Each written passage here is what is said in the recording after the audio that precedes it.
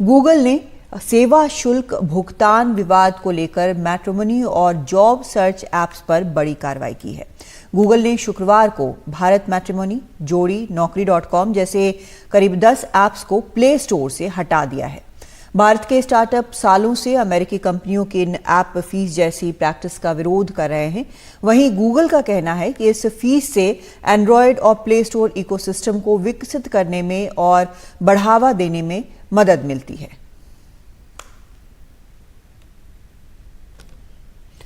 और इस पर जो इन कंपनियों के फाउंडर्स हैं उनकी पोस्ट भी आई है सोशल मीडिया पर। नौकरी.com के फाउंडर संजीव बिखचंदानी ने ट्वीट कर कहा, भारत की कंपनियां अभी इस फैसले को मानेंगी, लेकिन भारत को एक ऐप स्टोर, प्ले स्टोर की जरूरत है।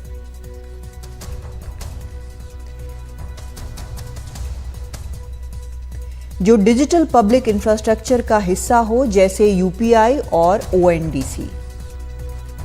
शादी.com के फाउंडर अनुपम मित्तल का ट्वीट है, आज भारत में इंटरनेट के लिए काला दिन है। गूगल ने अपने ऐप स्टोर से अहम ऐप्स को हटा दिया है। उनके घमंड से पता चलता है कि भारत के प्रति उनका सम्मान बहुत कम है। ये नई डिजिटल ईस्ट इंडिया कंपनी है, इस लगान को रोका जाना चाहिए।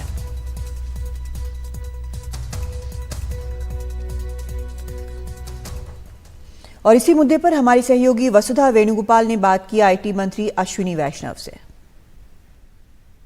As an IT minister, you must have seen this Google versus startups thing playing out. Google seems to have removed a lot of Indian startups, including some matrimonial apps and job apps. How do you see this escalating? Will the government want to intervene in this? I've already asked Google to come and meet me. See, it's very important. We have a very big ecosystem. Very big startup ecosystem, very vibrant startup ecosystem. We should take all steps possible to make sure that the startup ecosystem is protected. And Google has been a good adapter of Indian technologies. For example, India's UPI they have adopted. They took the challenge of digital credit and they have delivered on that. And many AI training sessions they have done for improving the skill level. I am quite hopeful that Google will be very reasonable in its approach, and Monday I'll be meeting them. और इस पूरे मुद्दे पर चर्चा करने के लिए हमारे साथ दो खास मेहमान इस वक्त जुड़ रहे हैं। एनएस नपनई हैं, वकील हैं सुप्रीम कोर्ट के, और जितेन जैन हैं, साइबर सिक्योरिटी एक्सपर्ट हैं। सबसे पहले जितेन, मैं आपके पास आना चाहूंगी। 2 लाख के करीब स्टार्टअप्स हैं जो गूगल पे अपना बिजनेस चला रहे हैं, तो सिर्फ इन कुछ स्टार्टअप्स को क्यों प्रॉब्लम है वैसे जो कमीशन है 30% का वो देने में? देखिए कादम्बरी, इसमें 2-3 चीजें हैं। पहली बात तो ये सच है कि आप और हम जो एंड्रॉयड का ऑपरेटिंग सिस्टम और जो गूगल प्ले स्टोर इस्तेमाल कर रहे हैं वो फ्री है, पर वो फ्री इसलिए नहीं है कि वो मुफ्त में हमको मिला है। जो ऑपरेटिंग सिस्टम है उसका पैसा देता है मोबाइल फोन मैन्युफैक्चरर। और जो ये ऐप स्टोर है, ये खाली इसलिए नहीं कि खाली इन स्टार्टअप्स की मदद हो रही है, ये इसलिए भी है कि गूगल की भी इसमें बहुत मदद हो रही है। अगर ऐप स्टोर के द्वारा ये सिक्योरिटी इस तरह से जस्टिफाई करते हैं कि जो गूगल के अंदर या एप्पल के अंदर जो आप मोबाइल ऐप्स इंस्टॉल करते हैं, एप्पल में है तो आपको खाली ऐप स्टोर से इंस्टॉल करना होगा, और अगर आप एंड्रॉइड फोन में अगर कोई ऐप कर रहे हैं तो आप सिर्फ और सिर्फ उसको गूगल प्ले स्टोर से इंस्टॉल कर सकते हैं। बहाना इसे सिक्योरिटी का दिया जाता है, पर ये एक तरह से मोनोपोलिस्टिक ट्रेड प्रैक्टिस भी है। बिकॉज अगर सबसे बड़ा और उसके अंदर अब ये कहते हैं कि चूंकि हमने इतने साल इसमें फ्री में पैसा लगाया है, अब जब लाखों करोड़ों लोग इसके ऊपर आ गए हैं और एक तरह से अब ये मजबूरी बन चुका है कि वो छोड़कर भी नहीं जा सकते, मोनोपोली बन चुकी है, अब वो उसके लिए पैसा मांग रहे हैं। और ये पहली बार नहीं है। गूगल मैप्स कम से कम 15 साल तक फ्री था। अभी 4-5 साल पहले से आप देखिए, उबर वगैरह जितनी बड़ी कंपनियों ने जितने ऐप बेस्ड नेविगेशन के अपने प्रोडक्ट बनाए, गूगल ने कहा भैया फ्री की दुकान खत्म, अब आप हमें पैसा दीजिए। अब इतना बड़ा इकोसिस्टम उन कंपनीज का बन गया, टैक्सी कंपनीज का, इनका, कि उनकी मजबूरी थी अब गूगल को वो पैसा देना, तो देना पड़ा। यही पिछले साल हुआ। गूगल ने कहा कि जितने भी ऐप स्टोर पे हमारे ऐप्स हैं, जो भी उसके अंदर आपका इन ऐप परचेज का रेवेन्यू आएगा उसका 30% आप हमें दीजिए।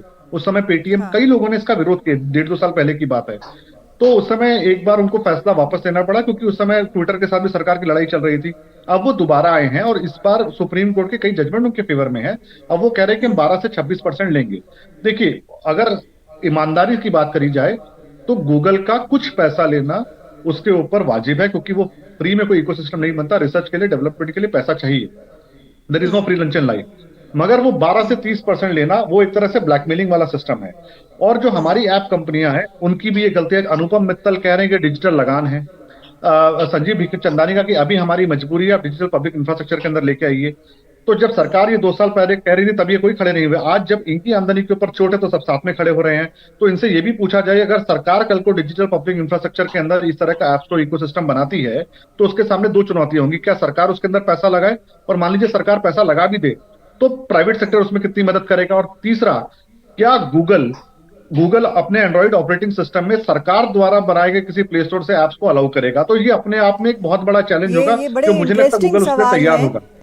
जी, बहुत इंटरेस्टिंग इसलिए सवाल है सरकार ये। को इसलिए एनएस मोनोपोली सिन्हा को जी, मैं तोड़ना आपसे होगा। जानना चाहती हूँ कि क्या ये जो आज जो ये ऐप्स कह रहे हैं कि कमीशन नहीं देना चाहते हैं, कल को जैसा जितेन यहाँ पर कह रहे हैं कि कल को अगर सरकार इस तरह का कुछ भी बनाती है तो क्या उसमें भी यही होगा, क्या वो भी फ्री में चाहिए होगा? तो क्या ये गूगल की आर्म ट्विस्टिंग मानी जानी चाहिए, एक तरह से जबरदस्ती मानी जानी चाहिए कि वो मोनोपोली है तो ऐसा कर रहे हैं, या फिर वो लीगली वो सही जगह पर है और कोई भी बिजनेस करने वाली कंपनी यही करेगी?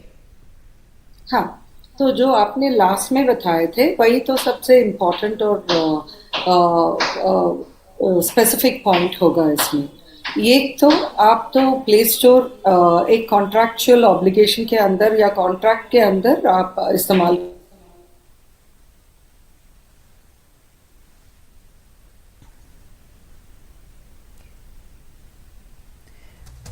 आवाज नहीं आ रही है एनएस नपीने की, मैं फिर तो से जब जी एक हाँ जी आवाज आ बोलें। रहा है अभी? हाँ हाँ, आ गई आवाज। हाँ, सो मैं क्या बोल रही थी, जब गूगल प्ले स्टोर बोल रहे हैं तो वो भी एक डिजिटल दुकान जैसे ही होता है, जगह दे रहे हैं लोगों को आके उनका प्रोडक्ट्स बेचने के लिए। प्रोडक्ट यहाँ पे ऐप हो सकता है और ऐप के अंदर इन ऐप परचेसेस करके बोलते हैं, वहां से जो पैसे मिलते हैं उसी से कमीशन मांगते हैं गूगल। तो इसमें जो आप ऑनलाइन जाके आप उनका बिलिंग का पॉलिसी देखेंगे तो उसमें ये लिखा गया है कि ऑप्शन दिए थे 12 महीने के लिए, तो वो पेमेंट का पीक करने के लिए, वो स्टैंडर्डाइज करने के लिए उसका तो और 6 महीने का समय भी दिया करके।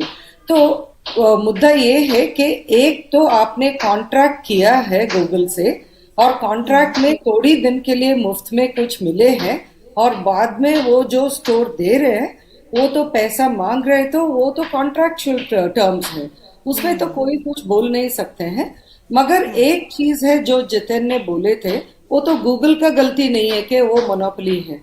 तो हम लोगों को तो वो एक बहुत इंपॉर्टेंट बात किए थे कि हमको हमारा अपना प्ले स्टोर भी डेवलप करना चाहिए, जैसे यूपीआई जैसे हमारे पास है वैसे ही हमारा अपना प्ले स्टोर बनाना चाहिए।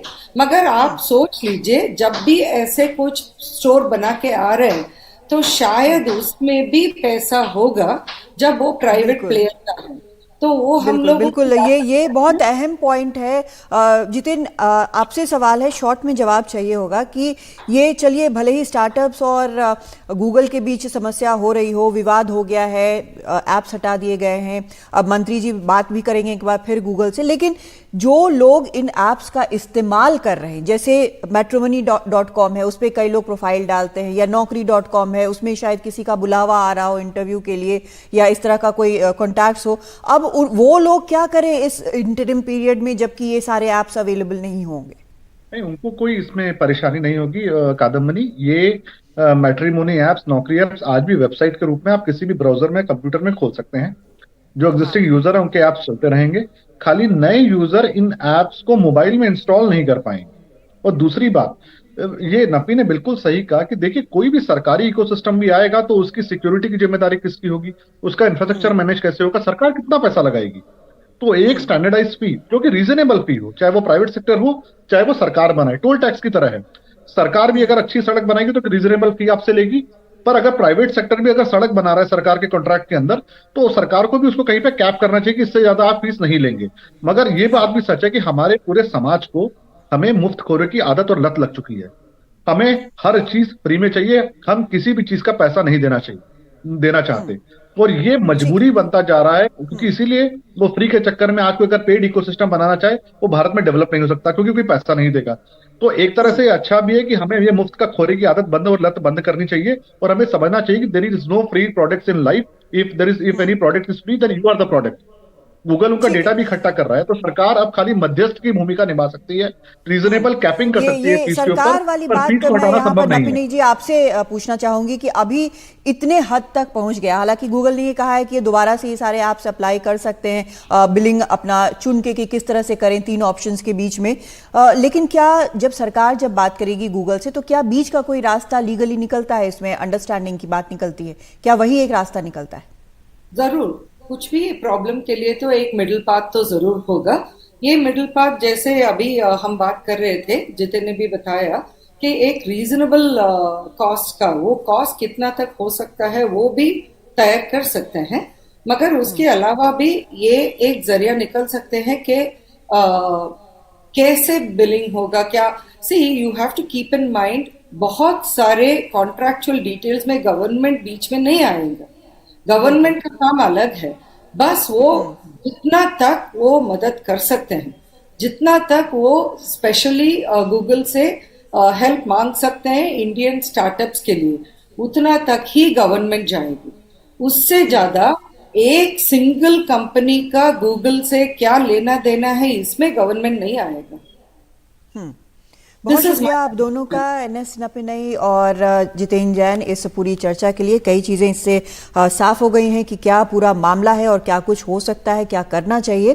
तो इस पर अब आगे क्या होता है सरकार की बैठक के बाद गूगल के साथ, वो भी हम देखेंगे। फिलहाल एक ब्रेक।